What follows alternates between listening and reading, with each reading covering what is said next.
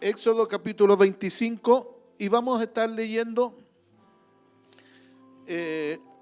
los dos primeros versículos, la verdad de las cosas que deberíamos leer todo el capítulo, por lo que vamos a hablar, pero con los dos primeros versículos está la idea de lo que queremos hablar. Y dice así la palabra del Señor, en el nombre de Jesús. Jehová habló a Moisés diciendo: di a los hijos de Israel que tomen para mí ofrenda de todo varón que la diere de su voluntad, de corazón tomaréis mi ofrenda. Parece que era el mismo pasaje sí, que leyó Miguel Ángel, ni siquiera nos pusimos de acuerdo. Bien, Dios, te damos muchas gracias esta mañana por lo bueno que tú eres. ¿De qué manera tú convocas, tú invitas a tu pueblo a que pueda hacer algo por ti? A veces decimos: ¿yo qué puedo hacer por ti? Nos sentimos tan pequeños, tan limitados, pero tú nos invitas no a cosas imposibles, tú nos invitas a hacer cosas posibles para lograr lo imposible. Que esta mañana podamos entender a través de tu palabra lo que tú esperas, lo que tú quieres de cada uno de nosotros como tus hijos, Señor. Gracias por los que hemos llegado a este lugar y te pedimos que tú nos bendigas grandemente, Señor, porque estamos con nuestra presencia en este lugar demostrándote cuánto te amamos a ti. Tu palabra dice: amarás al Señor tu Dios con todo tu corazón, con toda tu fuerza, con toda tu mente, con todo tu entendimiento, y a veces no lo hacemos con actos tan pequeños como es el estar en tu casa. Y hoy, al estar, Señor, en este lugar, te estamos demostrando cuánto te amamos. Por eso, Señor, gracias porque nos invitas esta mañana a que podamos hacer algo por ti. Ayúdanos, Señor, en el nombre de Jesús, y decimos amén. Dígale a la persona que está al lado suyo: preocupado por la casa de Dios. Este pasaje, el contexto en el que se encuentra, nos muestra la salida del pueblo de Israel desde la esclavitud en Egipto. Entonces, una vez saliendo desde Egipto, en Egipto Israel asimiló muchas de las costumbres de la cultura de Egipto.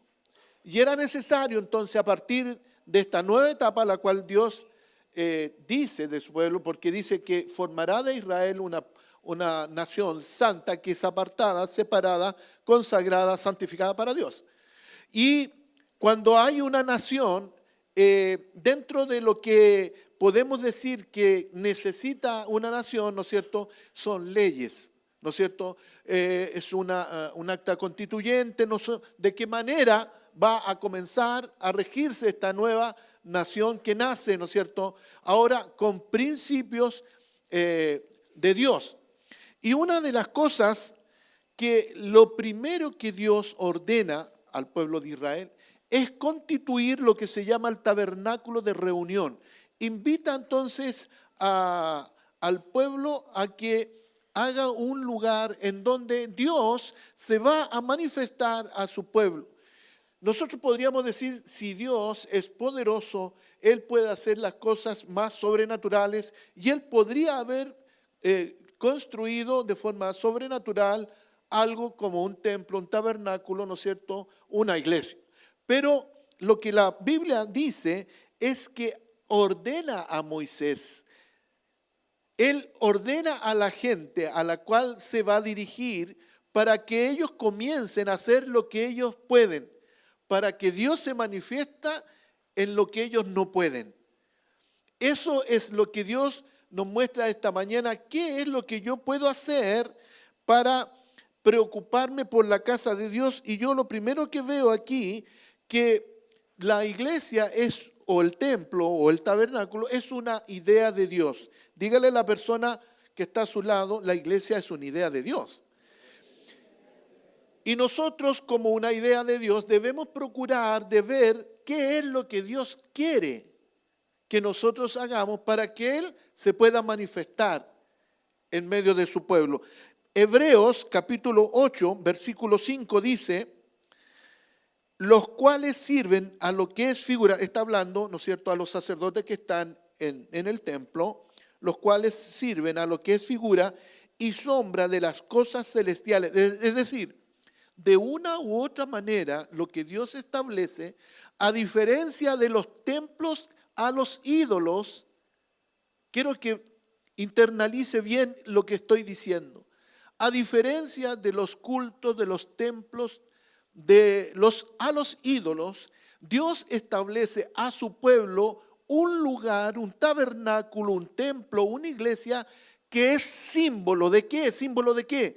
Dice el pasaje, es figura y sombra de las cosas celestiales, como se le advirtió a Moisés cuando iba a erigir el tabernáculo, diciéndole, mira, haz todas las cosas conforme al modelo que se te ha mostrado en el monte. Yo no sé usted, pero yo en lo que he leído, he estudiado en todos mis años de mi vida, nunca escuché de alguien que dijera, bien, Dios pidió a Mahoma que hicieran un templo. Dios pidió a Confucio que hicieran un templo. Dios pidió a Buda que construya un templo. La gente de mutuo propio construyó sus ídolos y sus templos. A diferencia de todos los ídolos, el pueblo de Dios obedece en este sentido a Dios de lo que Dios quiere o requiere, porque lo que vemos como iglesia no es nada más que figura, que símbolo de lo que vamos a hacer en el cielo. No es una cosa al azar. Fíjese que todas las cosas que Dios ha hecho, no hay nada que no tiene un significado espiritual. Todas las cosas tienen un significado espiritual. Aún las cosas que están en el Antiguo Testamento tienen también un cumplimiento en el Nuevo Testamento, pero también que son simbolismo de lo que va a ser en el cielo. Todos los que hemos estudiado la Biblia sabemos un poco de cómo Moisés fue la persona que Dios llama para ser libertador de su pueblo Israel desde la esclavitud, ¿no es cierto?, en Egipto. Pero a pesar de ser Moisés una persona instruida, una persona capacitada, una persona preparada en las artes, en la astronomía, la administración y la guerra, Moisés no tenía el conocimiento, las habilidades ni las capacidades para construir un templo o un tabernáculo como el que Dios le mandó a construir. No sé si me está siguiendo lo que quiero dejar bien claro. Hay quienes denostan, denigran y a lo mejor no difaman, pero miran como en menos a Moisés, como diciendo, porque con Moisés, cuando Dios lo llama, ¿qué es lo que argumenta él? Que es torpe de lengua, ¿no es cierto? Ahora, ser torpe de lengua no significa que es torpe de intelecto, de conocimiento. Era una capacidad de hablar que posiblemente no hablaba bien, puede haber sido tartamudo, puede haber sido ese el problema, pero era un hombre muy inteligente. Todos sabemos, la historia lo confirma, lo ratifica, que Moisés, al ser salvado, ¿no es cierto?, por la hija de Faraón de las aguas, ahí en el Nilo, él fue preparado para gobernar, de manera de que él, como cualquier hijo de Faraón, de emperador, de rey, de presidente, fue a las mejores universidades, entre comillas, ¿me está siguiendo? Y fue capacitado de la mejor forma, porque como el Faraón para ese tiempo solamente tenía hijas mujeres, entonces lo más probable es que estaban preparando a Moisés para que se erigiera como un líder para continuar la labor del emperador. Entonces, nosotros entendemos que pudiera haber tenido capacidades, pero nunca las habilidades, la inteligencia para construir lo que es espiritual, porque lo espiritual le pertenece solo y exclusivamente a Dios. ¿Me están siguiendo? Y nosotros, por muy inteligentes que seamos, solamente podemos hacer las cosas materiales, ¿no es cierto? Así que la iglesia, el templo o el tabernáculo es una idea que Dios transmitió a Moisés, como dice Éxodo capítulo 25, versículo 9. Dice el pasaje, conforme a lo que yo te muestre. Dios está hablando a Moisés. Y le dice, conforme a lo que yo te muestre, el diseño del tabernáculo. ¿Qué es lo primero que se necesita para construir? ¿Qué es lo que se necesita? Un bosquejo, un dibujo, un plano. Se requieren los arquitectos para que ellos nos digan, ¿qué le parece, señor, esta casa? Con 2 o 3 dormitorios, con living, comedor, cuántos baños, cuántos pisos. Y entonces, cuando no tenemos acceso a un arquitecto, ¿qué es lo que hacemos? Recurrimos entonces a la ley del mono, que es un bosquejo, que es un dibujo. Y esto es maestro, lo que yo quiero. Yo quiero una pared aquí, yo quiero una pieza acá, yo quiero un baño acá. Y eso es un diseño, diga diseño. El diseño no nace en la mente de un hombre. El diseño no nace en el corazón de un hombre. El diseño nace en el corazón de Dios. El diseño del tabernáculo y el diseño de todos sus utensilios. Así lo haré. Significa que Dios no solamente se preocupa de la estructura, sino que además se preocupa de los utensilios. ¿No escuchó? Utensilios. De todo lo que había en su interior. Bien, esto nos habla a nosotros también que nosotros debemos preocuparnos no solamente de la estructura. A veces decimos, no, con tal de que no nos llovamos, con tal de que no podamos tener protección del sol, eso es suficiente. No, hay una serie de detalles que son importantes. Porque cuando las personas se preocupan por los utensilios, diga utensilios, nosotros no somos más que utensilios, herramientas en las manos de Dios, que Dios quiere que otras personas sean bendecidas. Así que Éxodo 25:40 dice, mira, le dice Dios a Moisés, mira y hazlos conforme al modelo que dice que te ha sido mostrado en el monte. Fue entonces en el monte Sinaí donde Dios le muestra, ¿no es cierto? No solamente le da las leyes, no, sino que además le da el diseño, la figura de lo que Dios quería decir. Diga, el templo es una idea de Dios. Cuando venimos al templo, y quiero que tomen el término normal de lo que yo quiero decir, el templo, reunirnos, es una idea de Dios. Luego vamos a ver que el templo ya pasa a segundo plano cuando Dios está tratando con nosotros, porque nosotros somos ahora el templo donde Él va a habitar. ¿Cuántos dicen amén? Esto entonces confirma que el tabernáculo, es decir, el primer templo o iglesia, es una idea absolutamente de Dios. En segundo lugar, ¿qué hace diferente la iglesia a otro edificio de otras religiones? Ya algo dije anteriormente.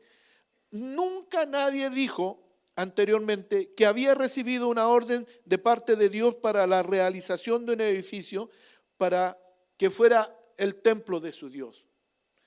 Sin embargo, Éxodo vuelve a decir, 25:8, y harán un santuario para mí y habitaré en medio de ellos. Dios no solamente quiere un tabernáculo de reunión, no quiere solamente un lugar donde la gente se pueda juntar. No requiere Dios solamente una instancia donde la gente pueda cantar, orar, pero Dios se compromete en que su presencia va a estar en aquel lugar. Y eso es lo que la hace diferente a cualquier otro edificio. Mire, el Club de Leones puede ser que tengan buenas intenciones. ¿Cuántos conocen el Club de Leones? O el Club de Rotarios. Hay clubes, hay centros culturales que se reúnen, o ONG, ¿no es cierto?, o organizaciones sin fines de lucro, porque se reúnen porque tienen fines en común, tienen propósitos en común, tienen deseo de hacer cosas de beneficio por las personas. Pero ninguna de esas, Dios se comprometió a que iba a estar su presencia en aquel lugar, sino que la única y exclusiva donde Dios se compromete es en el templo, la casa de Dios. ¿No le agrada eso? Qué hermoso. Así que vemos con toda claridad que el tabernáculo o templo no es un edificio más, no es una construcción más, no es una obra de arquitectura más.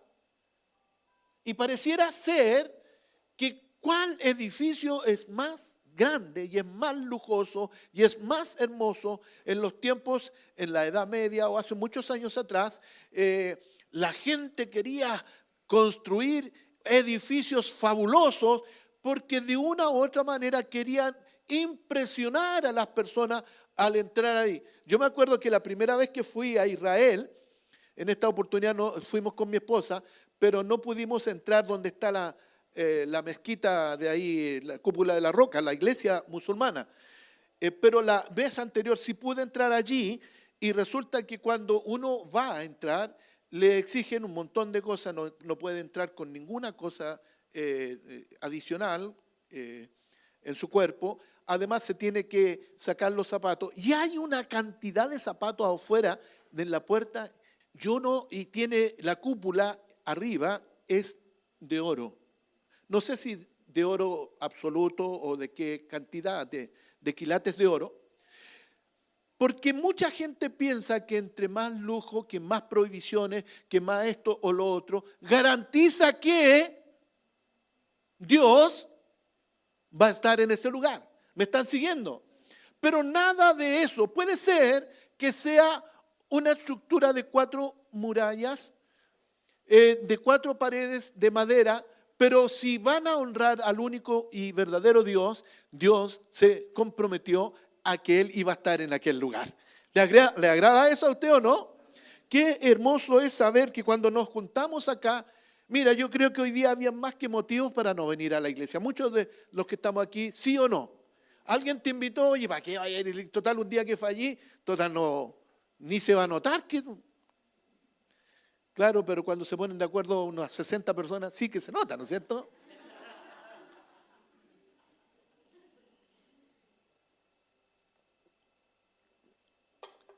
Pero ¿qué es la gran diferencia?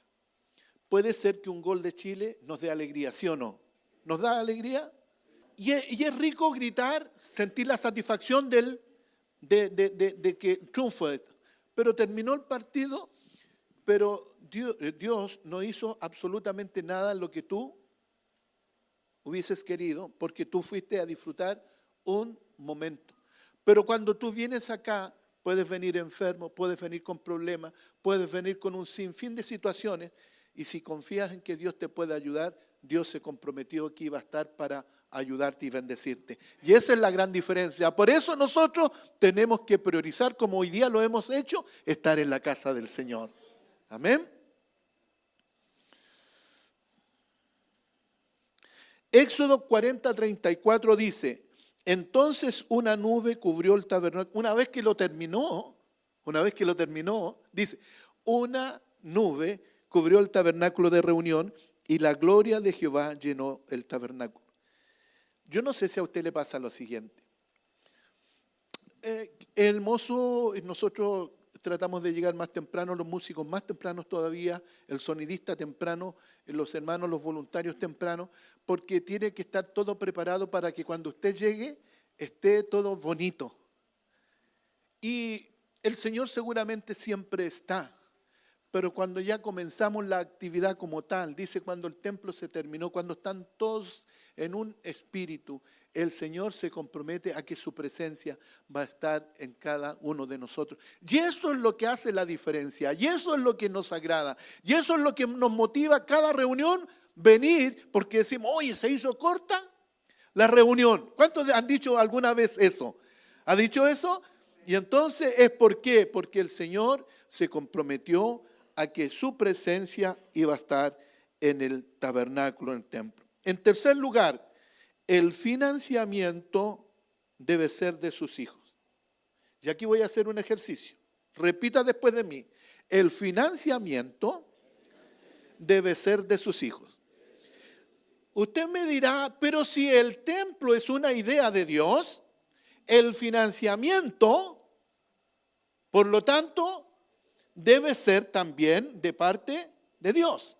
Dicen que ¿cómo es el dicho? El que pone la música. ¿Cómo es el dicho? El que paga pone la música. Ese es el dicho. No es muy conocido porque es de mi autoría. El que paga pone la música. ¿Qué quiere decir? Cuando tú te colocas con el dinero, ¿quién es el que manda ahí? Pero Dios sí podría ser que el dinero y los materiales aparecieran así por un milagro. Pero Éxodo capítulo 25, en el versículo 3, que está inserto en el mismo contexto del que hemos hablado los primeros dos, dice que Moisés le pide al pueblo, por orden de Dios, esta es la ofrenda que tomaréis de ellos. ¿Cuál es la ofrenda que Dios está requiriendo para el primer tabernáculo? Ahora, no estoy aquí ni manipulando, ni diciendo, hermanos, vamos a sacarnos la joya, y yo podría haber dicho mejor, me voy sin ninguna joya porque yo soy el primero que voy a tener que dar.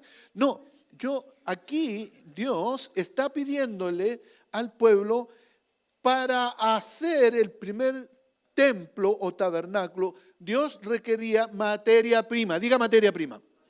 Y la materia prima que Dios requería dice oro, diga oro. No, hermano, no se trata de eso. No se trata de eso. Nunca, Dios permita que nunca nosotros manipulemos. Si nosotros solamente enseñemos y conforme usted entienda la palabra de Dios, y como dijo muy bien el pastor Miguel, voluntariamente, porque Dios no obliga a nadie. El que quiere dar voluntariamente, porque Dios voluntariamente no se obligó a sí mismo a dar a su Hijo Jesús, Él voluntariamente lo hizo. Él voluntariamente nos da los dones, las dádivas, los regalos, todo lo que nosotros poseemos. Y entonces nosotros también con la misma motivación, voluntariamente, dice oro, plata, cobre, azul.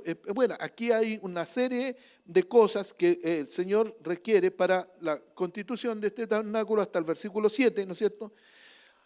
Y esto nos habla que Dios escoge financiar su obra a través de ofrendas voluntarias de su pueblo. Aquí, amados hermanos, hay una gran enseñanza. Que Dios trabaja de esta manera debido a que nosotros debemos ser como Dios. Personas generosas. Dígale a la persona que está al lado suyo, tú debes ser como Dios. Debes ser generoso. ¿Se imaginan a usted a Dios amarrete? No, ¿no es cierto? ¿No se lo imagina? No, porque si fuera Dios egoísta, nunca hubiera entregado todo lo que ha entregado Dios. Además, todo lo ha puesto a nosotros. Si nosotros vamos al inicio, no quiero alargarme. Si fuéramos al inicio, el Señor nos dio todo gratuitamente. Lamentablemente nosotros lo que Dios nos dio, la delegamos en manos de Satanás, pero Dios nos dio a nosotros para que nos enseñoreáramos y administráramos. Dios nos dio todas las cosas, pero lamentablemente el ser humano prefirió delegar, regalar y dar a Satanás. Mire lo que dice 2 Corintios capítulo 9, versículo 7. ¿Qué dice ahí? ¿Lo encontramos? Dice, cada uno como propuso en su corazón. Diga no con tristeza, dígalo. Smile. Sonría. Sonría. ¿Cuál es la parte más tensa de la reunión? ¿Dónde usted se entrega más? ¿No es en la adoración, en la alabanza? ¿No es en la oración cuando usted viene con un tremendo problema? Dios, por favor, en este momento, mira. Estamos orando, pero cuando, como decía, el pastor Miguel Ángel, ¿qué irá a decir ahora? Porque ya le conocemos el discurso a los demás, pero este viene a Estados Unidos, ¿qué va a decir? Bueno. Hermanos, dice absolutamente lo mismo.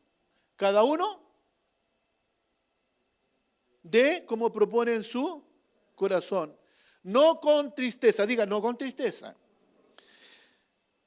Ni por necesidad. ¿Cómo podríamos nosotros parafrasear esto? Diga, voy a dar por interés, por intercambio. ¿Por? ¿Qué dijiste tú? Bueno, por interés, por intercambio. Yo decía, yo siempre cuento la historia de un amigo que fue amigo hasta que peleamos, pero bueno, ese es otro cuento. Y resulta que en esa época, hace muchos años atrás, tenía 500 pesos y era todo lo que tenía. Entonces la esposa le dice, te pido, por favor, no vayas a dar esos 500 pesos porque yo te conozco. Y pasó la ofrenda ¿Y qué hizo el hermano? Dio los 500 pesos. Y dije, yo sabía, le dijo, que tú ibas a hacer eso. ¿Cómo se te ocurre? ¿Qué vamos a comer? Y él le dice temprano, mira, yo no sé de dónde Dios va a sacar, pero Dios nos va a dar más de los 500 pesos. Él, que era una persona que arreglaba máquinas de balanzas, máquinas digitales y todo eso, dijo, Señor, en tu nombre voy a salir esta mañana en mi barrio a ofrecer mis servicios a todos los almacenes. Y entraba a los almacenes y preguntaba, Señor, ¿tiene una máquina mala de PC? Yo soy técnico y yo las arreglo. En algunas no le fue muy bien, pero en algunas le fue muy bien. El asunto es que en la mañana se hizo, antes del mediodía, 5,000 pesos, que fue 10 veces más de lo que él dio. Y después cuando vuelve a su casa, mi hijita, aquí hay plata para el almuerzo. Le dice. Significa que Dios no es que por interés te dé, pero Dios tiene el carácter de ser dadivoso. Por eso Dios bendice al que da con alegría. Y luego hay una enseñanza acá, que está en el versículo 6, está antes de esto, el mismo capítulo, pero el versículo anterior, el versículo 6, dice, pero esto digo, el que siembra escasamente, también segará escasamente, y el que siembra generosamente, generosamente también segará. Supongamos que tenemos un terreno de 10,000 metros cuadrados, y entonces yo quiero cultivar mi terreno. Voy a la tienda, voy al lugar donde venden las semillas y compro un cuarto de semillas para los 10,000 metros cuadrados porque yo quiero que Dios me bendiga.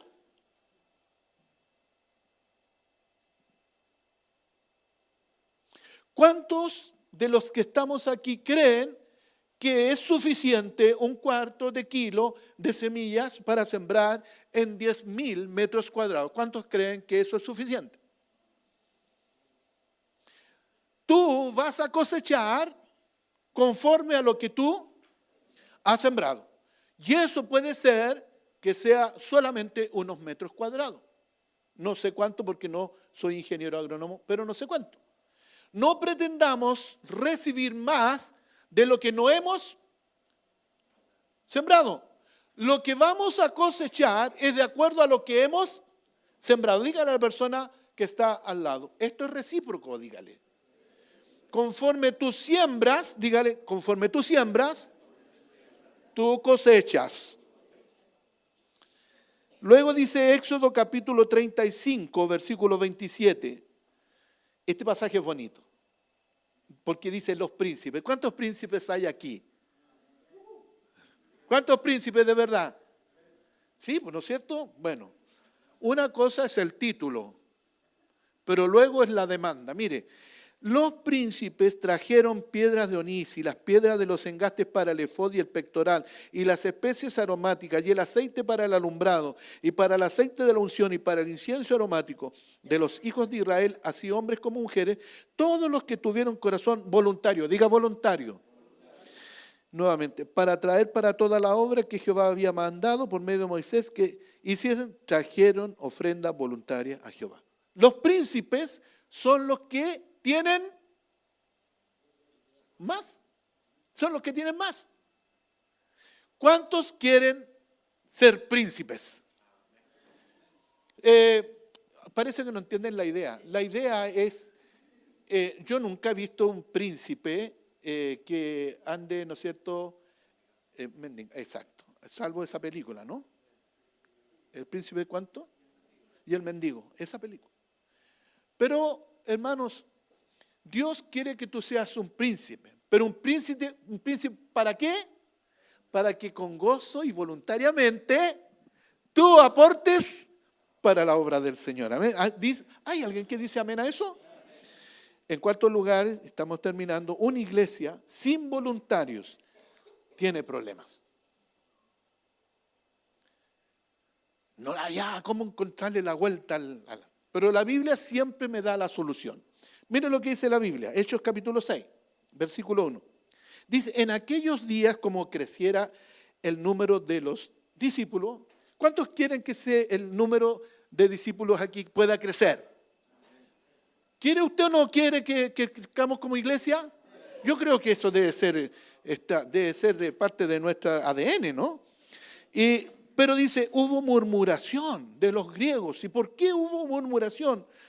Dice, de los griegos contra los hebreos, de que las viudas de aquellos eran desatendidas en la distribución diaria.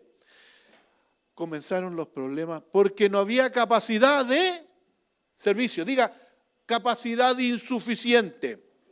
¿Sabe, hermanos, que afecta a la iglesia cuando hay pocos voluntarios? Porque no hay quien ponga la piscina.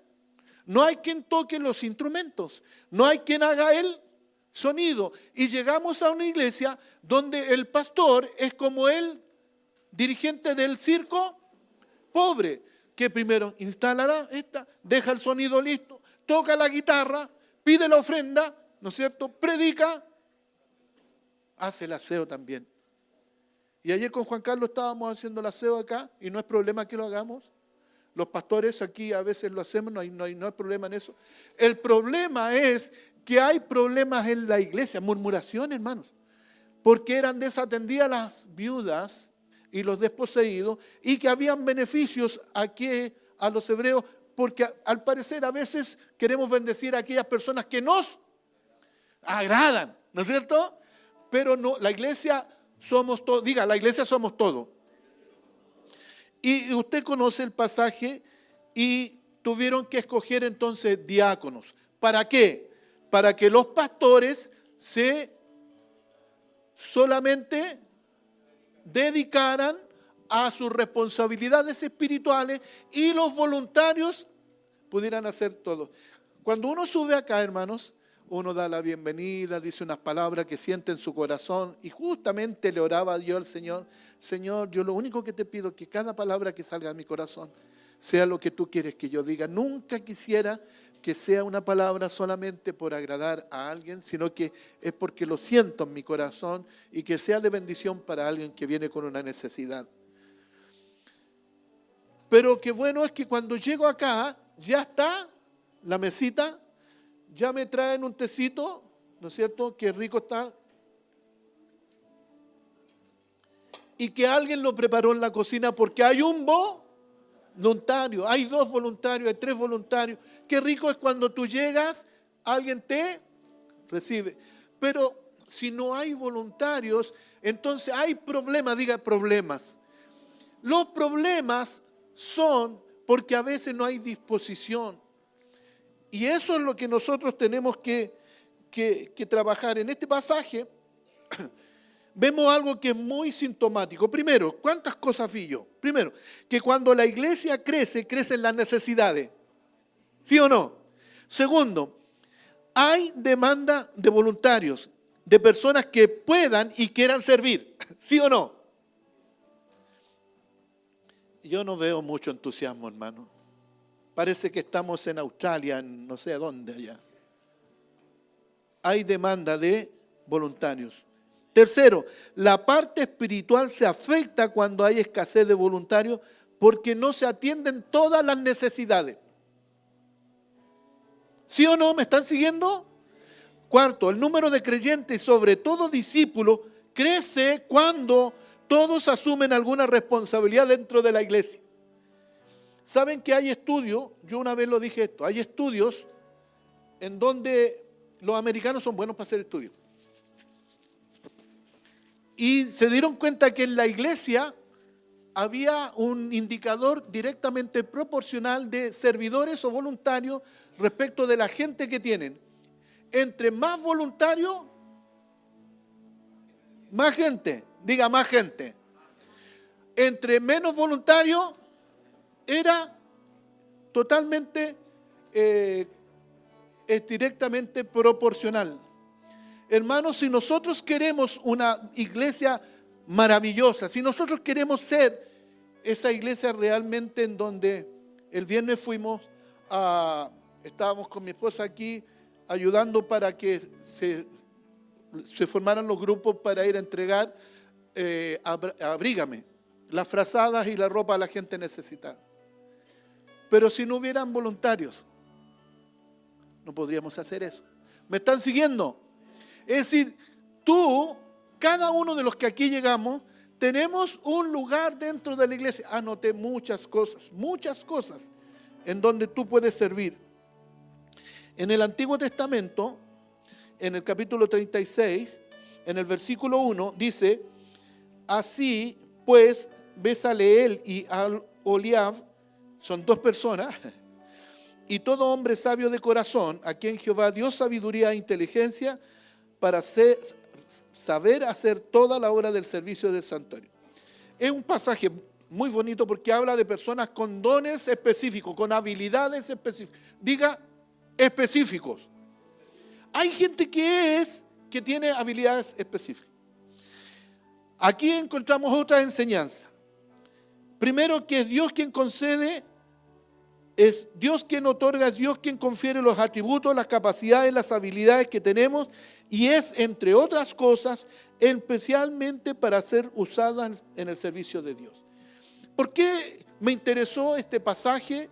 Porque estaba tratando de ver que hay personas que, por ejemplo, en la gráfica, ¿todos saben gráfica?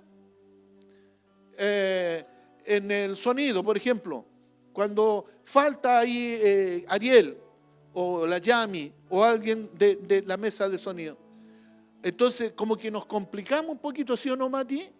Y entonces el Mati, como es hombre de orquesta, a veces tiene que estar tocando la batería, el teclado, y gracias, gloria a Dios, porque dice la Biblia que Dios dio un espíritu especial, Mati, a personas. Esto que tú tienes no es una cosa que tú por mutuo propio has adquirido y desarrollado. Dios lo colocó en ti porque Dios, antes que tú nacieras, antes de la fundación del mundo, Dios te preparó para que anduvieras en sus caminos y sirvieras de bendición en la obra de Dios.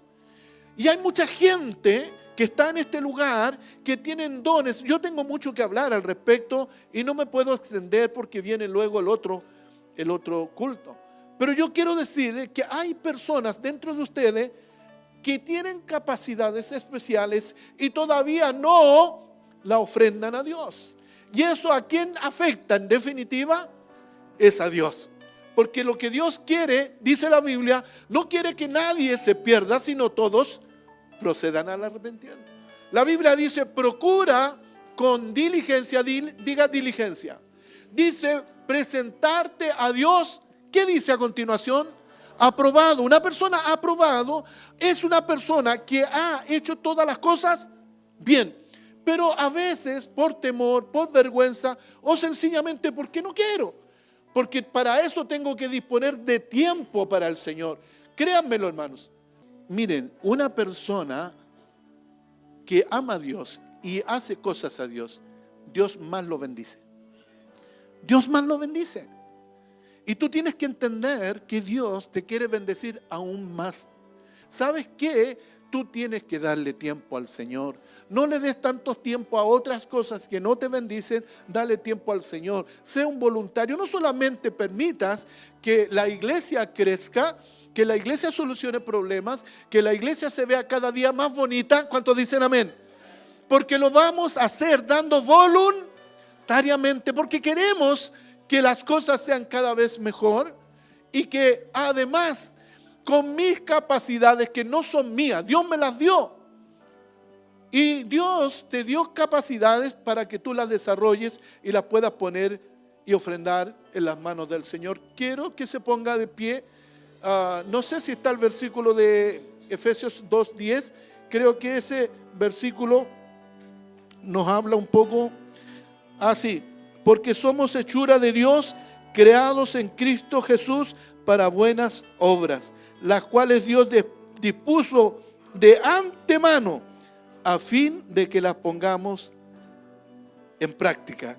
Dios quiere que tú pongas en práctica lo que Dios te ha dado. ¿Cuántos dicen amén? Dios, te damos gracias. Nada de nosotros, somos meros administradores.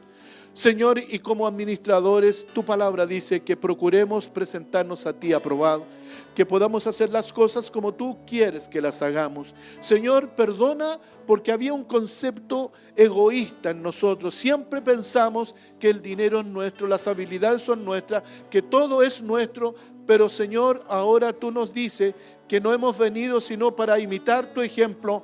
Tu palabra dice que Jesús vino no para ser servido, sino para servir.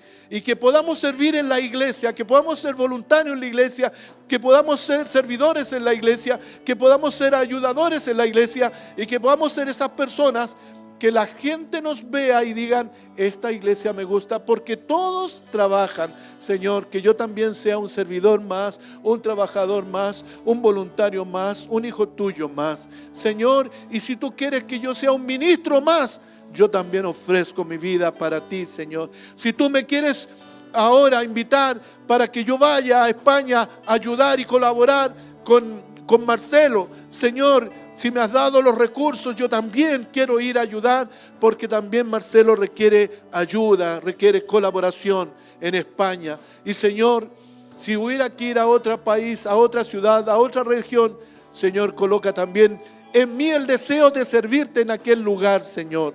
Capacítame para eso, Señor. Yo hoy día dispongo mi vida, yo hoy día dispongo mi corazón, hoy dispongo lo que tú me has dado, porque nada me llevaré, Señor, cuando parta de esta tierra, ni el dinero, ni los bienes materiales, solamente todo lo que tú me diste espiritualmente. Eso, Señor, dice tu palabra, que Dios lo probará por el fuego, Señor. Y yo te doy gracias porque tú me has permitido ser un voluntario en mi iglesia, en el nombre de Jesús. Amén. Amén. Amén.